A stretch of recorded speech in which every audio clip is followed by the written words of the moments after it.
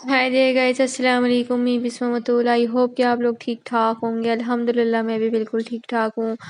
तो जनाब मेरी सुबह हो गई थी, तो एज़ यूजुअल सबसे पहले मैंने अपने सैलून रूम के जो है ना वो ब्लाइंड्स वगैरह हटाए थे और खिड़कियाँ इसकी खोल दी थी ताकि थोड़ी वेंटिलेशन हो जाए। आपको पता है कि वेंटिलेशन मैं क्यों करती हूँ, मैंने पहले व्लॉग में आपको बताया था।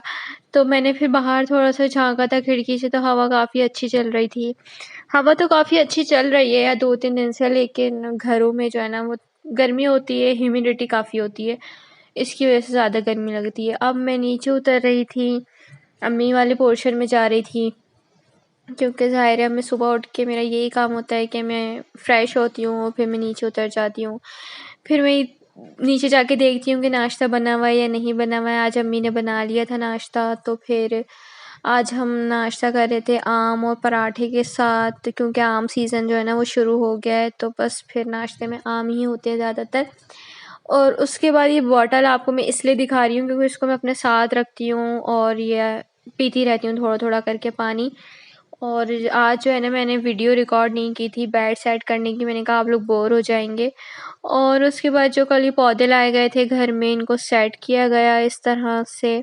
काफ़ी अच्छे लग रहे थे और काफ़ी फ्रेश फीलिंग हो रही थी। फिर अच्छा लग रहा था कि ज़रा पौधे होते हैं, फूल होते हैं घर में, तो ज़रा अच्छी वाइब्स आती हैं, ज़रा मज़े की वाइब्स आती हैं। तो फिर जनाब ज़ोहर पढ़ ली थी और दोपहर में मैं थोड़ी देर लेट गई थी। फिर जब मैं उठी हूँ थोड़ी देर सोकर समझ लें आप, तो फिर जनाब मुझे थोड़ी-सी भूख लग रही थी, तो मैंने अपने लिए मैगी बना ली थी। वैसे मैगी जो है ना वो मैं बना तो लेती हूँ, लेकिन मुझसे पूरी खाई नहीं जाती है और इतनी ज़्यादा हेल्थ के लिए अच्छी भी नहीं होती है।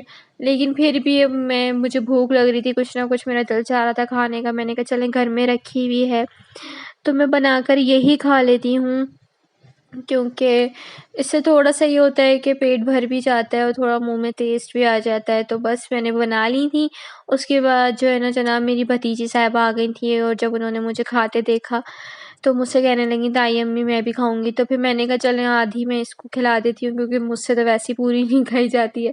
तो फिर आधी इन्होंने मेरे साथ शेयर की और इनको बहुत शौक है था मेरे व्लॉग में हेलो हाय करने का, तो बस इन्होंने हाय हेलो की थोड़ी-सी। हाँ जनाब, तो असर मैंने पढ़ ली थी, सपारा वगैरह भी पढ़ के मैं फ्री हो गई हूँ बिल्कुल। तो मैंने सोचा क्यों ना मैं अनबॉक्सिंग कर लूँ।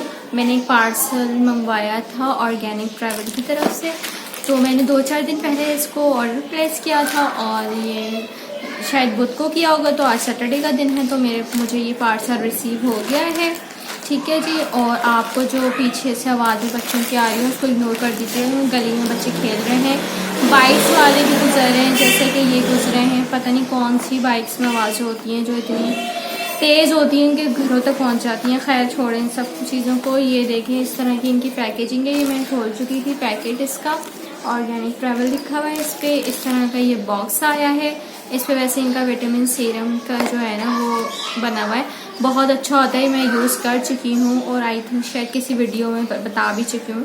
ठीक है जी। इसके अंदर से जो है वो इस तरह से ये मेरे पास, ये मैंने एक्चुअली सनस्क्रीन मंगाई थी इनकी, glow SPF 60 broad spectrum sunscreen है। Everyday tinted sunscreen for sensitive skin and oily skin types.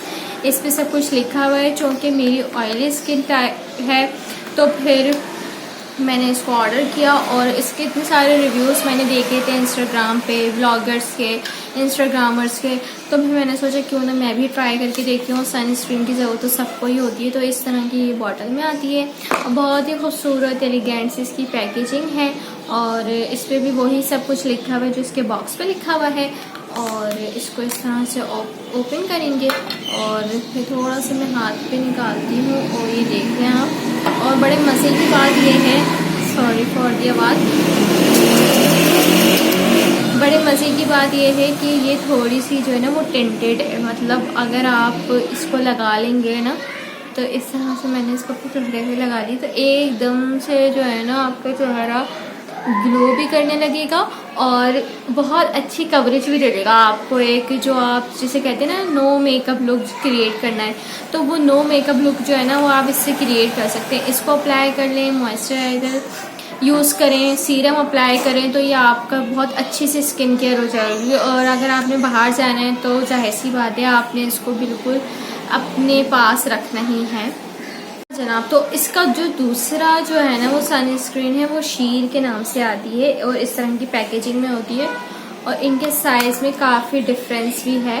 तो ये मैंने मंगाई थी कुछ महीने पहले, ठीक है। ये कुछ इसका कैप भी टूट गया मुझसे, मैंने कुछ महीने पहले मंगवाई थी और थोड़ी सी रह गई है, ख़त्म ऑलमोस्ट हो गई है, इतना मैं यूज़ नहीं करती हूँ।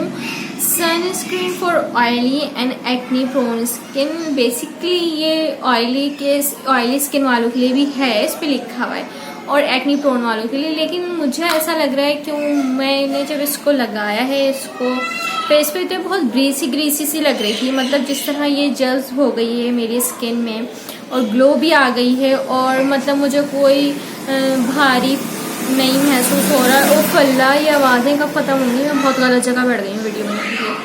तो जो है ना ये मेरे चेहरे पे काफ़ी ज़्यादा जो है ना वो ग्लो भी दिया है इसने और काफ़ी अच्छी है। वाइट कास्ट भी नहीं है, वाइट कास्ट इसकी भी नहीं है, लेकिन चूँकि ये एक्ने प्रोन वालों के लिए थोड़ी सी ग्रीसी सी है, मतलब थोड़ी सी ना आपको लगेगा चेहरे पे कि आपने कुछ लगाया हुआ है, तो मतलब यही है। तो इसको तो मैं फ़िलहाल यूज़ नहीं कर रही हूँ, मुझे सूट नहीं, ये मुझे मज़ा नहीं आया। अगर आप चाहें तो ये वाला भी बाय कर सकते हैं इनका, और प्राइस आपको इनकी उससे पता चल जाएगी वेबसाइट से, इंस्टाग्राम पे भी आप मालूम कर सकते हैं, ऑर्गेनिक ट्रैवलर। तो मैंने सोचा क्यों ना इस व्लॉग में जो है ना वो आपको बता दूँ, बहुत ही अच्छा है, मुझे बहुत पसंद आया, तो मैंने कहा क्यों ना आप लोगों से शेयर कर दूं। और बस अभी मैं फ्री बैठी हुई थी, मैंने कहा चलें यही शेयर कर देती हूँ। फिर अब मगरिब का टाइम होने वाला है तो हम मगरिब पढ़ेंगे इंशाल्लाह। उसके बाद जनाब आज तो खाने में अम्मी ने मेरी खाना बना लिया है, तो मुझे आज खाने की छुट्टी है, मैंने कुछ नहीं बनाना है, मैंने सिर्फ रोटियां पकानी है। तो बस मगरिब पढ़ेंगे, फिर चाय वगैरह पीते हैं और फिर देखते हैं, फिर आप लोग देखें आगे व्लॉग में क्या क्या होता है। जी हाँ जनाब, आप देख सकते हैं कि कितनी प्यारी प्यारी चीज़ें रखी हुई हैं। और हमारे यहाँ कुछ लोग आ गए थे तो फिर हमने उनके लिए रिफ़्रेशमेंट का अरेंज किया हुआ था। उसके बाद मैंने सोचा चलें रोटियां पकाना शुरू कर देते हैं, फिर हम इशा पढ़ेंगे आराम से। तो कभी कभी ऐसा होता है कि पहले मैं रोटियां पका लेती हूँ, बाद में इशा की तैयारी करती हूँ, या फिर कभी इशा पढ़ लेती हूँ, बाद में रोटियां पका लेती हूँ। तो ये मेरी भतीजी जो है ना वो कल रात से हमारे घर रुकी हुई थी और उसको दोबारा से शौक चढ़ा था, वो किचन में मुस्तकिल जो है ना वो मेरे साथ थी, वो कह रही थी मैं वीडियो में हाथ हिलाऊंगी। तो बस फिर मैंने कहा चलो आप हिलाई दो हाथ, तो उसको सुकून आ गया था, फिर वो किचन से चली गई थी। लेकिन वो बीच बीच में जो है ना वो ये चाह रही थी कि वो पूरा जो है ना वो कैमरा टेक ओवर कर लें और खुद ही बना लें वीडियोस, उनको बहुत ज़्यादा शौक है।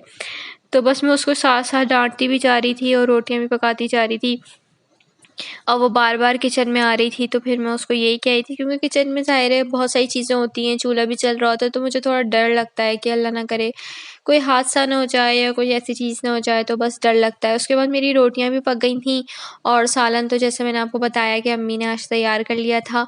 तो आज अम्मी ने बनाया था बहुत डिलीशियस सा जो है ना भिंडी गोश्त, और काफ़ी पसंद है मुझे और घर में बाकी सब लोगों को भी पसंद है। तो बस भिंडी गोश्त भी पक गया था और रोटियां भी तैयार हो गई थीं। तो बस फिर मैंने थोड़ा जल्दी खाना खा लिया था आज, बाकी लोगों ने देर से खाया था लेकिन मैंने जल्दी खाना खा लिया था। और उसके बाद जो है ना मैं शामी कबाब बना रही थी। मिक्सचर वगैरह तो अम्मी ने तैयार कर दिया था, बस मैंने इसको चॉपर में पीसा था और जनाब उसको पे हरा धनिया और पुदीना डाल के जो है ना मैंने बनाना शुरू कर दिया था। पता नहीं ये क्या है, इतने मुश्किल मुश्किल खाने लोगों ने निकाले, मुझे तो बहुत ही ना कोफ्त आती है शामी कबाब बनाने में, पता नहीं क्यों। बस मैं बना लेती हूँ, ज़ाहिर है ये भी काम है, जब बन जाते हैं तो फिर ये अच्छे लगते हैं और हर दूसरे तीसरे दिन के बाद जो है ना वो हम इसको निकाल के खा लेते हैं, क्योंकि बहुत बहुत आसान हो जाती है इसके बाद जो है ना लाइफ कि आपने अगर कुछ नहीं पकाना है या दाल वगैरह बनी है तो भाई कबाब निकालें और खा लें। तो बनाना उसको थोड़ा-सा मुश्किल लगता है मुझे, लेकिन खाना बहुत आसान लगता है। तो बस मैं शामी कबाब बनाती जा रही थी, खाना तो क्योंकि मैं खा चुकी थी और मेरे हस्बैंड जो है ना वो जो मेहमान आए हुए थे उनके साथ बैठे हुए थे। तो बस उन्होंने आज खाना नहीं खाना था, क्योंकि रिफ़्रेशमेंट की इतनी सारी चीज़ें थी वही खा ली थी, तो उन्होंने खाना नहीं खाना था। तो बस फिर मैं शामी कबाब बनाने लगी थी। वैसे मैं कोई एक्सपर्ट नहीं हूँ शामी कबाब बनाने में। मुझसे कोई इतने अच्छी शेप भी नहीं बनती है, बस मैं बना लेती हूँ। मैंने कहा आधा काम मम्मी ने कर दिया तो आधा काम चले मैं कर लेती हूँ। क्योंकि गर्मी इतनी है, आप लोगों को पता है, एग्ज़ॉस्टनेस हो जाती है शाम तक तो ना, बिल्कुल थक-हार चुके होते हैं हम लोग। और बस दिल चाहता है कि जल्दी-जल्दी काम ख़त्म करें और फिर रूम में जाएँ और फिर सुकून से लेट जाएँ। असल में चलते-फिरते रहते हैं तो ज़्यादा गर्मी लगती है बनिस्बत इसके कि हम जब सुकून से बैठ जाएँ एक जगह तो फिर इतनी गर्मी फ़ील नहीं होती है। 2, 3, 4 महीने हैं गर्मी के भी, इंशाल्लाह गुज़र जाएँगे। हर बुरा वक़्त गुज़र ही जाता है, इसी तरह गर्मियाँ भी गुज़र ही जाएँगी। और बस यही बंदा सोचता रहता है सारा दिन कि हर बुरा वक़्त गुज़र जाता है, और लेकिन बुरे वक़्त में लोगों की पहचान हो जाती है और अच्छे वक़्त में भी लोगों की पहचान हो जाती है। अच्छे वक़्त में तो देखिए हर कोई साथ ही होता है, बुरे वक़्त में लेकिन जो आपके साथ खड़ा हो वही आपका असली जो है ना, वो असली होता है, मतलब जो आपका करीब होता है यूँ कह लें। फिर जनाब सब काम से फ़ारिग होके मैंने अपने लिए ग्रीन टी बनाई थी। आज बहुत ज़्यादा कुछ खा लिया था, ओवर ईटिंग हो गई थी, तो मैंने सोचा क्यों ना ग्रीन टी बना ली जाए। ग्रीन टी बना ली थी और फिर मैं अपने बेड की तरफ जा रही थी। मैंने कहा चलें फिर एडिटिंग करते हैं। बस यही था मेरा आज का व्लॉग। आई होप कि आप लोगों को पसंद आ रही होंगी मेरी वीडियोज़। मेरी वीडियोज़ को लाइक एंड शेयर ज़रूर कीजिएगा। मुझे अपनी दुआओं में याद रखिएगा। अल्लाह हाफ़िज़।